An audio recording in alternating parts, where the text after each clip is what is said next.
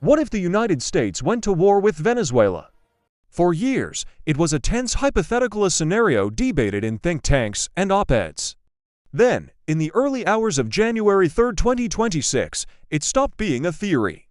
The world watched as the United States launched a large-scale military operation on Venezuelan soil, culminating in the capture of President Nicolas Maduro. This is the story of that conflict: how it started, how it was executed, and the uncertain world it created. The road to war was paved over decades. The U.S. had long designated Venezuela under Maduro a narco-state, accusing his government of facilitating international drug trafficking and rigging the 2024 presidential election. By August 2025, the rhetorical pressure turned into a military buildup. The United States Southern Command began deploying warships and personnel to the Southern Caribbean, initiating Operation Southern Spear, a campaign targeting alleged criminal networks linked to Caracas. The U.S. Navy imposed a de facto quarantine, intercepting oil tankers. Covert CIA operations were reportedly underway inside Venezuela by December. The stage was set. At approximately 2 a.m. Venezuelan time on January 3rd, the first strikes hit.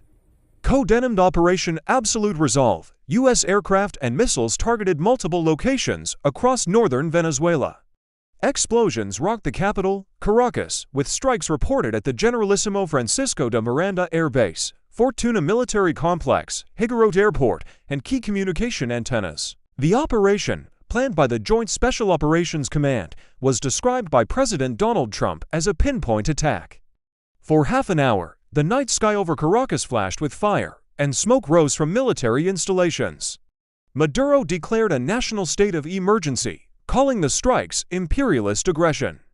But the airstrikes were only a prelude. The primary objective was regime capture. As confusion reigned, elite U.S. forces including Delta Force and the FBI's hostage rescue team conducted a raid to apprehend President Maduro and his wife, Cilia Flores.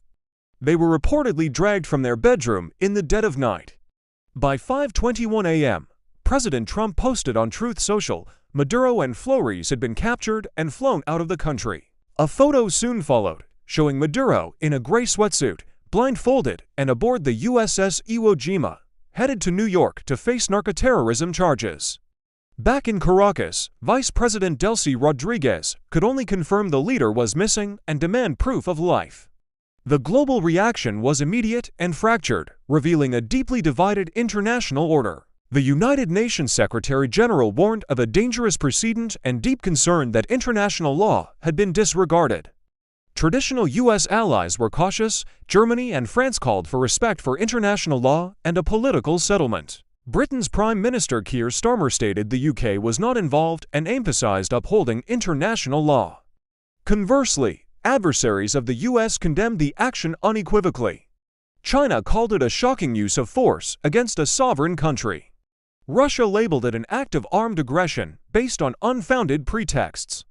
Iran and Belarus issued strong condemnations. The response across Latin America was particularly telling, highlighting the region's political fissures.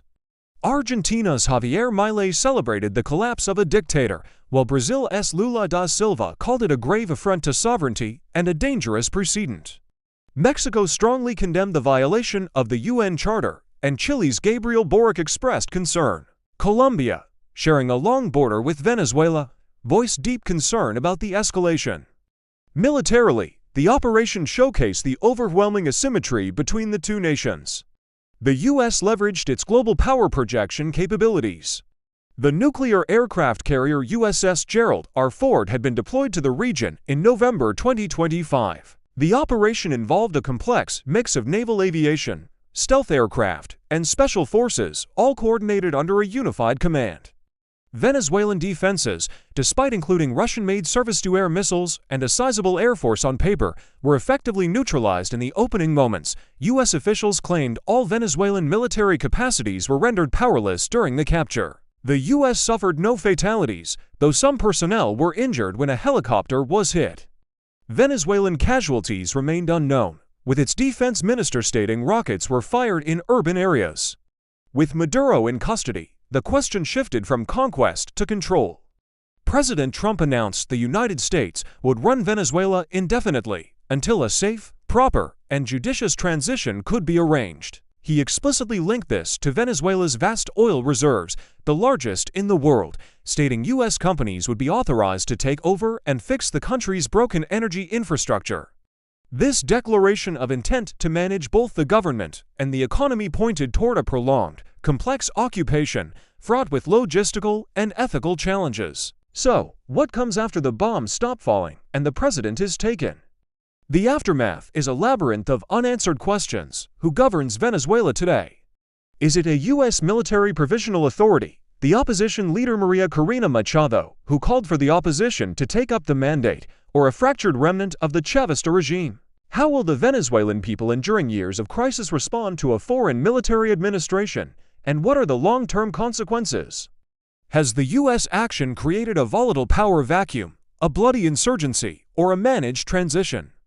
Has it deterred other adversarial regimes, or has it fundamentally eroded the international norms against intervention, inviting a more chaotic and confrontational global landscape? The conflict between the United States and Venezuela was not a protracted, conventional war.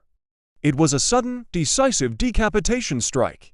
But the real war, the war for stability, legitimacy, and the future of a nation may have only just begun.